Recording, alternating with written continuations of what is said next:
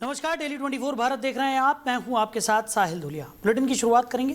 दिल्ली सरकार ने शिक्षा क्षेत्र को मजबूत करने की दिशा में बड़ा कदम उठाते हुए 1368 नवनियुक्त शिक्षकों को नियुक्ति पत्र सौंपे हैं। भारत मंडपम में आयोजित कार्यक्रम में मुख्यमंत्री रेखा गुप्ता ने चयनित शिक्षकों को नियुक्ति पत्र वितरित किए। सरकार के अनुसार नियुक्त शिक्षकों में 1015 ट्रेड ग्रेजुएट टीचर यानी कि टीजीटी और 236 पोस्ट ग्रेजुएट टीचर पीजीटी और 117 संगीत शिक्षक शामिल हैं। इस अवसर पर मुख्यमंत्री ने कहा कि यह केवल नियुक्ति पत्र वितरण का कार्यक्रम नहीं, बल्कि दिल्ली के सरकारी स्कूलों और शिक्षा व्यवस्था को और मजबूत बनाने की दिशा में महत्वपूर्ण कदम है। उन्होंने शिक्षकों से विद्यार्थियों के उज्जवल भविष्य के निर्माण में अपनी महत्वपूर्ण भूमिका निभाने का आह्वान किया। मुख्यमंत्री ने कहा कि एक शिक्षक केवल पढ़ाने का कार्य नहीं करता, बल्कि समाज और देश के भविष्य को आकार देता है। सरकार ने भरोसा दिलाया कि शिक्षा क्षेत्र में बुनियादी ढांचे, तकनीक और गुणवत्तापूर्ण शिक्षण को बढ़ावा देने के लिए आगे भी लगातार प्रयास किए जाएंगे।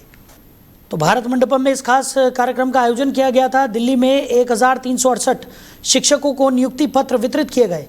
सीएम रेखा गुप्ता ने ये नियुक्ति पत्र सौंपे और इसे शिक्षा जगत में एक महत्वपूर्ण कदम के तौर पर देखा जा रहा है। तो भारत मंडपम में इस खास कार्यक्रम का आयोजन हुआ था और दिल्ली के मुख्यमंत्री रेखा गुप्ता ने ये नियुक्ति पत्र नवनियुक्त टीचरों को सौंपे हैं। तो शिक्षा व्यवस्था को और मजबूत बनाने के लिए इस कदम को बेहद महत्वपूर्ण यहाँ पर माना जा रहा है। और इसी खबर पर ज़्यादा चर्चा के लिए हमारे मैनेजिंग एडिटर रमेश ठाकुर जी हमारे साथ जुड़ गए। रमेश जी, भारत मंडपम में एक खास कार्यक्रम के दौरान दिल्ली की मुख्यमंत्री रेखा गुप्ता ने नवनियुक्त शिक्षकों को नियुक्ति पत्र वितरित किए हैं और कई मायनों में इस कदम को शिक्षा व्यवस्था को बेहतर बनाने की दिशा में एक महत्वपूर्ण कदम माना जा रहा है। कैसे देख रहे हैं आप?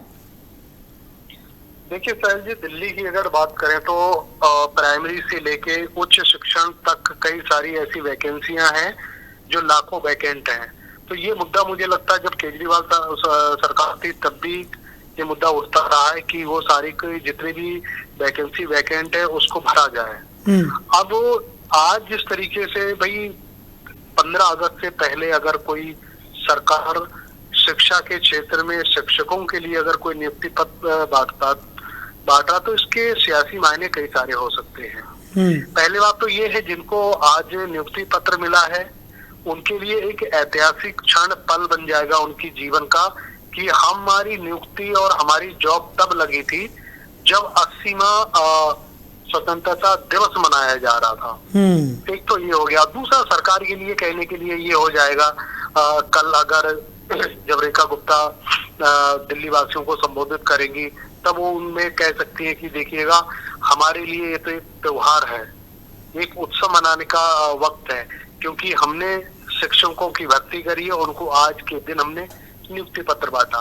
तो ये मुझे लगता है कि जो राजनीतिक लोग होते हैं, चाहे हुकूमत से जुड़े हुए लोग होते हैं, कोई ऐसा पल वो छोड़ते नहीं है जिसकी ब्रांडिंग हो या कहने के लिए अगर कोई कहे तो उसको मतलब एक अच्छा लगे कहने के लिए, ये सामने वाला ये सोचे कि नहीं ये कदम बहुत बढ़िया है और उसकी रेलिवेंट जो कर रहा है, चीजों को जुड़ रही है, तो उससे भी मुझे लगता है कि जनता कनेक्ट होती है और जनता को इस तरीके की चीजें और इस तरीके की चीजें उनको पसंद आती है। जी।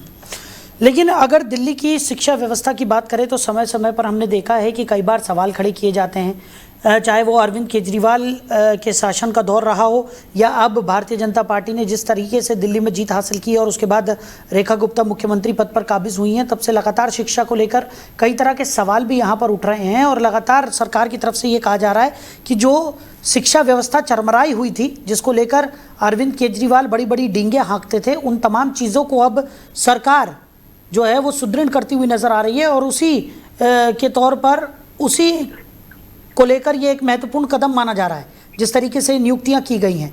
आप कैसे देख रहे हैं?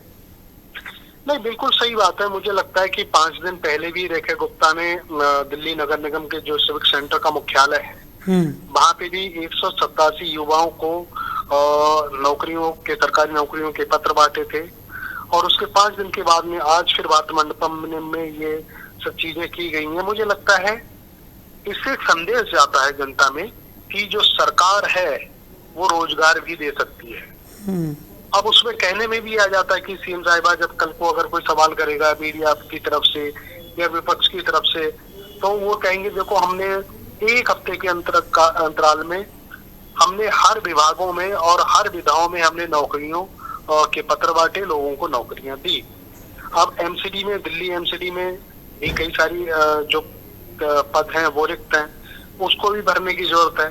तो ये भी मांगे बहुत पहले से उठती आई हुई थी। कल जिस तरीके से 4-5 दिन पहले वहां पे भी नियुक्ति पत्र बांटे गए, और कुछ ये मुद्दा ये उठ रहा है कि कॉन्ट्रैक्ट बेसिस पे जो लोग 5 से 7 साल पहले से जो लगे हुए हैं उनको भी पक्का करा जाए।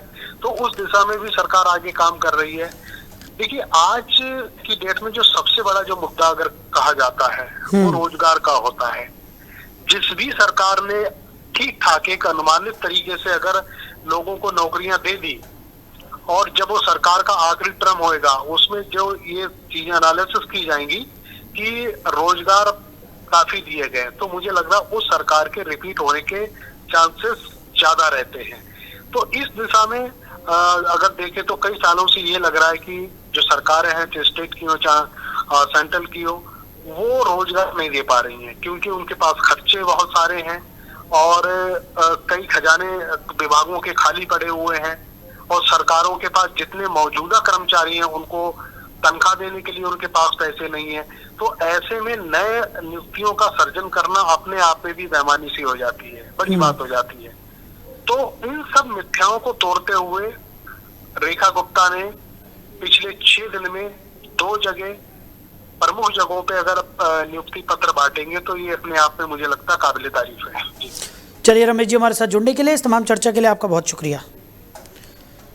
तो दिल्ली में 1368 शिक्षकों को नियुक्ति पत्र वितरित किए गए। सीएम रेखा गुप्ता ने खुद ये नियुक्ति पत्र टीचरों को सौंपे हैं। भारत मंडपम में इस खास कार्यक्रम का आयोजन किया गया था, जिसमें इन शिक्षकों को ये नियुक्ति पत्र वितरित किए गए और शिक्षा व्यवस्था को सुदृढ़ बनाने की दिशा में एक महत्वपूर्ण कदम इसे माना जा रहा है। वहीं स्वतंत्रता दिवस से ठीक 1 दिन पहले राष्ट्रीय राजधानी दिल्ली में सुरक्षा एजेंसियां उस समय अलर्ट मोड पर आ गई जब दिल्ली हाईकोर्ट और इंदिरा गांधी अंतर्राष्ट्रीय हवाई अड्डे को बम से उड़ाने की धमकी मिली। बताया जा रहा है कि धमकी ईमेल के जरिए भेजी गई, जिसके बाद पुलिस, बम निरोधक दस्ता और अन्य सुरक्षा एजेंसियों ने तुरंत मोर्चा संभाल लिया। हाईकोर्ट परिसर और एयरपोर्ट पर सघन तलाशी अभियान चलाया गया और सुरक्षा व्यवस्था को और कड़ा कर दिया गया। प्रारंभिक जांच में कोई संदिग्ध वस्तु नहीं मिली है, लेकिन धमकी को गंभीरता से लेते हुए जांच जारी है। स्वतंत्रता दिवस समारोह को देखते हुए दिल्ली पहले से ही हाई अलर्ट पर है और प्रमुख सरकारी भवनों, अदालतों, एयरपोर्ट्स, मेट्रो स्टेशंस और संवेदनशील इलाकों में सुरक्षा बढ़ा दी गई है। पुलिस धमकी भरे ईमेल के स्रोत का पता लगाने में जुटी हुई है। अधिकारियों का कहना है कि किसी भी संभावित खतरे से निपटने के लिए सभी एजेंसियां पूरी तरह सतर्क हैं। वहीं आरजी कर मेडिकल कॉलेज की ट्रेनी डॉक्टर के रेप और मर्डर मामले में शव का जल्दबाजी में अंतिम संस्कार कराने के आरोप में पूर्व टीएमसी विधायक निर्मल घोष को गिरफ्तार कर लिया गया। इस मामले में उन्हें जनता के भारी गुस्से का सामना भी करना पड़ा है। शुक्रवार को जब पुलिस उन्हें पश्चिम बंगाल के उत्तर 24 परगना जिले के खरदा थाने से कोर्ट ले जा रही थी तो बाहर खड़ी बेकाबू भीड़ ने उन पर हमला कर दिया। निर्मल घोष के साथ उनके करीबी सहयोगी और पानीहाटी के पूर्व पार्षद संजीव मुखर्जी को भी इसी तरह के गुस्से का सामना करना पड़ा। इस मामले में तीसरा आरोपी पानीहाटी नगरपालिका का पूर्व अध्यक्ष सोमनाथ दे अभी भी पुलिस की पकड़ से बाहर है और फरार चल रहा है। उन्होंने परिवार की इच्छा के खिलाफ जाकर उनकी बेटी के शव का जल्दबाजी में अंतिम संस्कार करवाया। मुख्यमंत्री ने पिछले रविवार को डॉक्टर की दूसरी बरसी पर आयोजित एक श्रद्धांजलि कार्यक्रम के दौरान बैठकर बैरकपुर पुलिस कमिश्नर को इस मामले की नए सिरे से जांच करने के सख्त निर्देश दिए थे। फिलहाल पुलिस इस हाई प्रोफाइल मामले के हर एक पहलू को खंगालने में जुटी हुई है। कॉमेडियन और यूट्यूबर समय रैना को इंडियाज गॉट लेटेंट विवाद मामले में बड़ी राहत मिली है। सुप्रीम कोर्ट ने समय रैना, रणवीर इलाहाबादिया समेत अन्य आरोपियों के खिलाफ दर्ज सभी एफआईआर और आपराधिक कार्रवाइयों को रद्द कर दिया है। ये मामला दिव्यांग जनों को लेकर की गई कथित आपत्तिजनक टिप्पणियों से जुड़ा हुआ था, जिस पर देश भर में विवाद हुआ था। सुनवाई के दौरान सुप्रीम कोर्ट ने माना कि संबंधित पक्षों ने दिव्यांग जनों के सम्मान और जागरूकता को बढ़ावा देने के लिए कदम उठाए हैं। हालांकि अदालत ने पहले इस मामले में कड़ी टिप्पणी भी की थी और कुछ निर्देशों के पालन को लेकर नाराजगी जताई थी। अब शीर्ष अदालत के इस फैसले के बाद समय रैना और अन्य आरोपियों को बड़ी कानूनी राहत मिल गई है। इस मामले ने अभिव्यक्ति की स्वतंत्रता, कॉमेडी कंटेंट की सीमाओं और सोशल मीडिया पर जिम्मेदारी को लेकर व्यापक बहस को जन्म दिया था। फिलहाल सुप्रीम कोर्ट के आदेश के बाद इस विवाद से जुड़ी सभी आपराधिक कार्रवाइयां समाप्त हो गई। गाजियाबाद के कनावनी गांव के किसान पिछले 22 वर्षों से अपनी जमीन के अधिकार और उचित मुआवजे की लड़ाई लड़ रहे हैं। किसानों का आरोप है कि वर्ष 2004 में उनकी ज़मीन का अधिग्रहण किया गया था, लेकिन आज तक उन्हें ज़मीन के वास्तविक बाजार मूल्य के अनुसार मुआवजा नहीं मिला। किसानों का कहना है कि अदालत ने अधिग्रहण प्रक्रिया पर सवाल उठाए थे। इसके बावजूद प्रशासन कम दरों पर मुआवजा तय करने की कोशिश कर रहा है। प्रेस वार्ता में किसानों ने भूमि अधिग्रहण कानून 2013 की धारा 26 का हवाला देते हुए कहा कि मुआवजा तय करते समय बाजार मूल्य और आसपास हुए भूमि सौदों को आधार बनाया जाना चाहिए। किसानों का आरोप है कि विकास परियोजनाओं के लिए उनकी ज़मीन ली गई, लेकिन उन्हें उसका न्याय संगत लाभ नहीं मिला।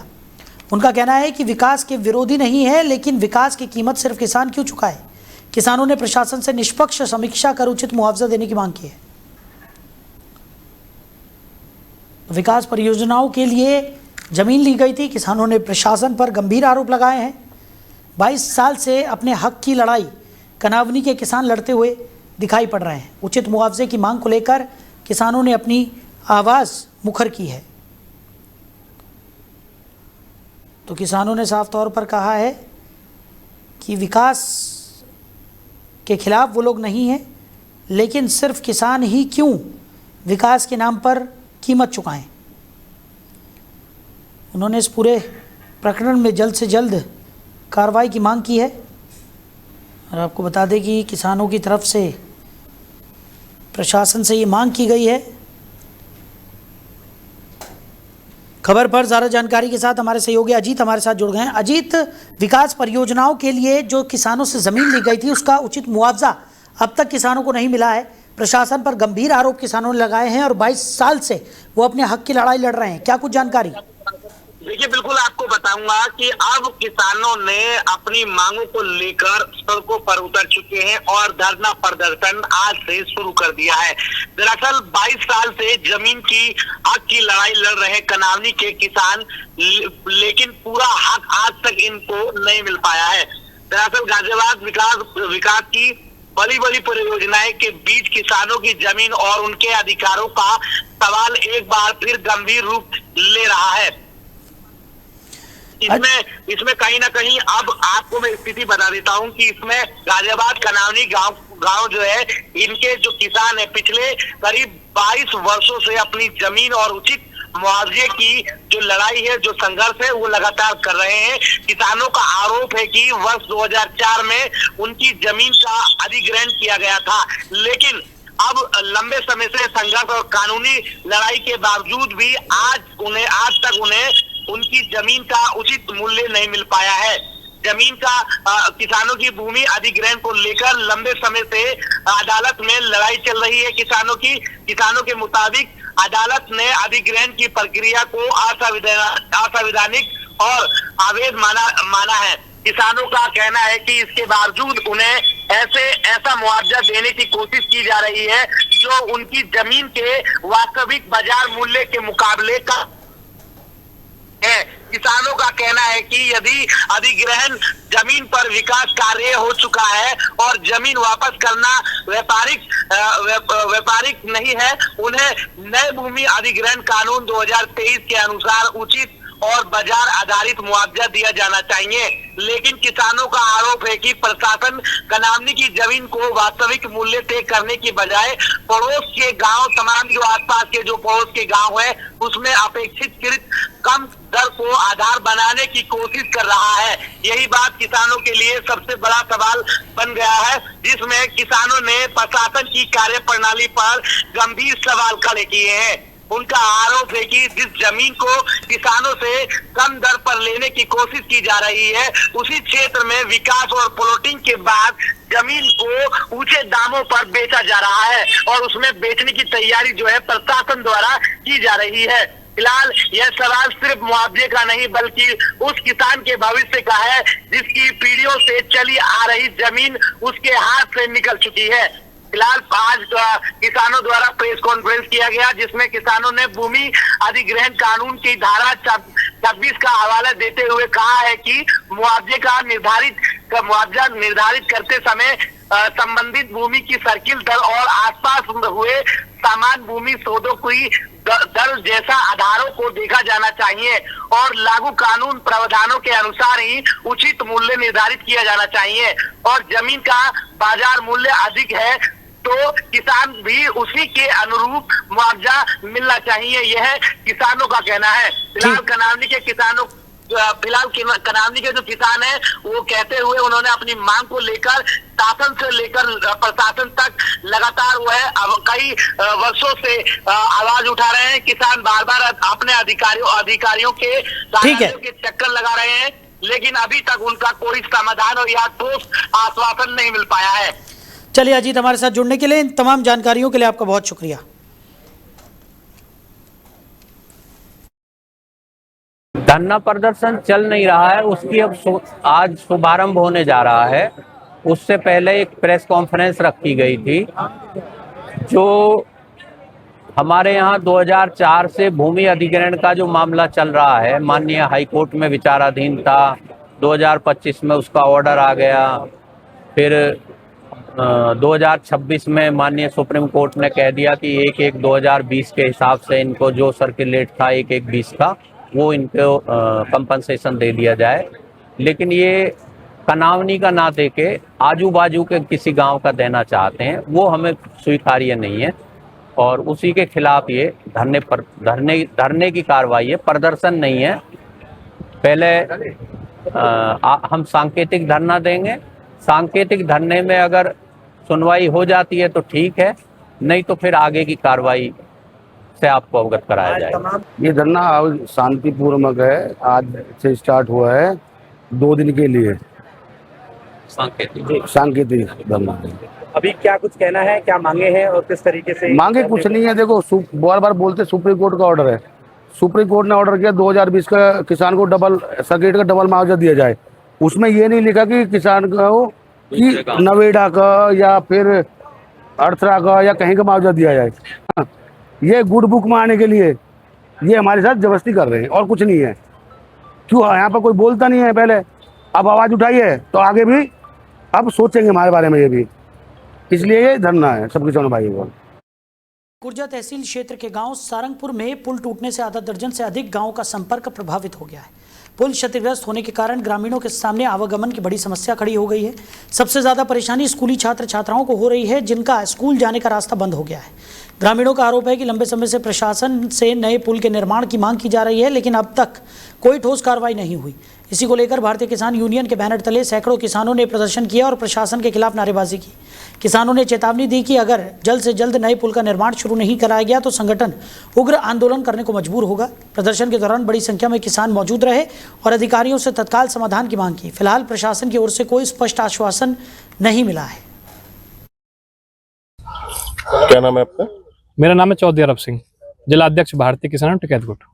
ये जो पुल टूटा है, पुल टूटना क्या करना, क्या आपकी मांगे हैं? ये 90 से 100 साल पुराना पुल है। ये 6 गांवों को जोड़ता है, किस्वागढ़ी, वो जो है आजमाबाद, कनैनी, समझपुर, लालपुर, और ये जाके मिल जाता है फिर जो ककोड़ वाला रोड जा रहा है। ये इसकी मांग हम बार बार जिलाधिकारी महोदय से कह रहे हैं कि ये वाला पुल और जनता इंटर कॉलेज पुल दोनों क्षतिग्रस्त हैं, इनका नव निर्माण कराया जाए, पर कोई भी प्रशासन इनकी तरफ देख नहीं रहा है। आज की स्थिति ये है कि जो गांव से 10-15 फेज 3 थाना क्षेत्र के गढ़ी चौखंडी गांव से एक बेहद सनसनीखेज मामला सामने आया है। यहां 16 वर्षीय किशोर अमृत पर अपने पिता राजू शर्मा की कुल्हाड़ी से हत्या करने के बाद मेट्रो ट्रेन के आगे कूदकर आत्महत्या करने का आरोप है। जानकारी के मुताबिक किशोर सेक्टर 52 मेट्रो स्टेशन पर ट्रेन के सामने छलांग लगाकर उसने आत्महत्या कर ली और इसके बाद पुलिस जब उसके घर पहुंची तो पिता का शव खून से लथपथ हालत में मिला। शुरुआती जांच में सामने आया कि राजू शर्मा ट्यूशन पढ़ाने का काम करते थे और करीब 10 साल पहले उनका अपनी पत्नी से तलाक हो चुका था। बताया जा रहा है कि किशोर लंबे समय से मां से दूर रहा था और स्कूल भी नहीं जाता था। पुलिस को मौके से खून से सने कपड़े और मोबाइल फ़ोन भी बरामद हुए हैं। पुलिस सभी पहलुओं की जांच कर रही है। हालांकि घटना के पीछे की असली वजह जांच पूरी होने के बाद ही स्पष्ट हो सकेगी। कहाँ से पता चला तुम्हें? मेरा नाम कौशल है और मैं इसी बिल्डिंग के 4थे फ्लोर पर रहता था और मैं अभी जैसे मैं स्कूल में डांस वगैरह सिखाता हूँ, तो डांस के लिए जब गया था दिन में तो ऐसी कोई वो घटना नहीं थी। सुबह मैं कपड़े सुखाने के लिए ऊपर गया था तो सुबह देखा मैंने ताला लगा था वेडनेसडे वाले दिन, तो शाम को रात में मैं 8 बजे आया तब भी ताला लगा मिला था। उसके बाद फिर अगले दिन की बात है, अगले दिन स्कूल गया। स्कूल से मैं जब वापस आया दोपहर में 1-2 बजे, तो देखा कि यहाँ पे मतलब पुलिस आई हुई थी वेरिफिकेशन के लिए। तो पता नहीं ऐसा क्या हुआ था, कुछ हमें आइडिया नहीं था कि ऐसे ही कोई घटना है यहाँ पे, हमारी बिल्डिंग में कोई ऐसी घटना है, ऐसा कुछ नहीं मालूम था। जब पुलिस वेरिफिकेशन हुआ अच्छे से, तो उन्होंने बताया कि ऐसे ऐसे लड़का और बाप मतलब। बुलंदशहर के शिकारपुर में हर घर तिरंगा अभियान के तहत निकाली गई तिरंगा यात्रा के दौरान नगर पालिका की सफाई व्यवस्था पर सवाल खड़े हो गए। भाजपा के वरिष्ठ नेता डॉक्टर चंद्रमोहन के नेतृत्व में आयोजित तिरंगा यात्रा में बड़ी संख्या में लोग शामिल हुए, लेकिन यात्रा मार्ग पर जगह जगह गंदा पानी भरा होने से लोगों को परेशानियों का सामना करना पड़ा। स्थानीय लोगों का आरोप है कि नगर पालिका शिकारपुर और संबंधित अधिकारियों ने तिरंगा यात्रा जैसे महत्वपूर्ण कार्यक्रम के बावजूद सफाई व्यवस्था पर ध्यान नहीं दिया। यात्रा को कई स्थानों पर जल भराव और गंदगी के बीच से गुजरना पड़ा, जिससे नगर पालिका के स्वच्छता के दावों की पोल खुलती नजर आई। लोगों ने सवाल उठाया कि जब राष्ट्रीय पर्व और तिरंगा यात्रा जैसे कार्यक्रम के लिए भी व्यवस्थाएं दुरुस्त नहीं की जा सकी, तो आम दिनों में सफाई व्यवस्था की स्थिति का अंदाजा लगाया जा सकता है। मामले को लेकर स्थानीय स्तर पर चर्चाएं तेज है। वहीं मुजफ्फरनगर में हर घर तिरंगा अभियान को लेकर स्वतंत्रता दिवस के अवसर पर व्यापक जन जागरण कार्यक्रम चलाए जा रहे हैं। इसी क्रम में प्रदेश सरकार के राज्य मंत्री कपिल देव अग्रवाल ने विभिन्न शिक्षण संस्थानों में तिरंगा वितरण कार्यक्रम में हिस्सा लिया। एचडी गर्ल्स कॉलेज, कन्या इंटर कॉलेज और कन्या डिग्री कॉलेज सहित 10 से अधिक कॉलेजों में छात्राओं और शिक्षकों को तिरंगे वितरित किए गए। इस दौरान राज्य मंत्री ने लोगों से अपने घरों पर सम्मान पूर्वक तिरंगा फहराने और परिवार के साथ तिरंगे के साथ सेल्फी लेकर हर घर तिरंगा अभियान से जुड़ने की अपील की। उन्होंने कहा कि तिरंगा देश की आन बान और शान का प्रतीक है और हर नागरिक को इस अभियान में बढ़ चढ़कर भाग लेना चाहिए। कपिल देव अग्रवाल ने बताया कि 17 अगस्त तक विभिन्न कार्यक्रमों के माध्यम से हर घर तिरंगा अभियान चलाया जाएगा। अभियान को सफल बनाने के लिए जिले भर में लगातार जागरूकता कार्यक्रम आयोजित किए जा रहे हैं। देखिए, इस समय हम यहाँ SD girls inter college Jhansi की रानी पर हैं। इसके अलावा हमने सुबह से Vaidik Putri, Azmat Ali inter college, ITI Muzaffarnagar, Nagar Palika, Jain girls Nai Mandi और 10 स्कूलों के अंदर हमने जाकर के सब बच्चों को, चाहे बॉयज हों चाहे गर्ल्स हों, उन सबको तिरंगा वितरण करने का काम किया। उनसे आह्वान भी किया। विभाजन की विशाखा का भी आज दिन है, 14 अगस्त जिस दिन देश का विभाजन हुआ, उसकी भी चर्चा बच्चों से की, ताकि उनको ये गर्व के साथ साथ ये अनुभूति भी रहे कि देश का विभाजन भी हुआ था। और कई सारे सांस्कृतिक कार्यक्रम। वहीं ग्रेटर नोएडा में बिसरख पुलिस ने नकली सोना दिखाकर लोगों से ठगी करने वाले गिरोह का पर्दाफाश करते हुए महिला समेत 5 आरोपियों को गिरफ्तार कर लिया है। पुलिस के अनुसार आरोपी असली सोने का झांसा देकर लोगों से बड़ी रकम ऐंठते थे। कार्रवाई के दौरान आरोपियों के कब्जे से करीब 5 किलो 224 ग्राम और 3 किलो 338 ग्राम पीली धातु बरामद की गई। इसके अलावा लगभग 3 लाख रुपए नकद भी बरामद हुए हैं। पुलिस ने आरोपियों के पास से अलग अलग कंपनियों के 19 कीपैड मोबाइल, 6 स्मार्टफोन और एक अवैध चाकू भी बरामद किया है। प्रारंभिक जांच में सामने आया कि गिरोह नकली सोने को असली बताकर लोगों को फंसाता था और फिर उनसे मोटी रकम वसूल करता था। पुलिस आरोपियों के आपराधिक इतिहास और उसके नेटवर्क की भी जांच कर रही है। बिसरख पुलिस की इस कार्रवाई को ठगी के खिलाफ बड़ी सफलता माना जा रहा है।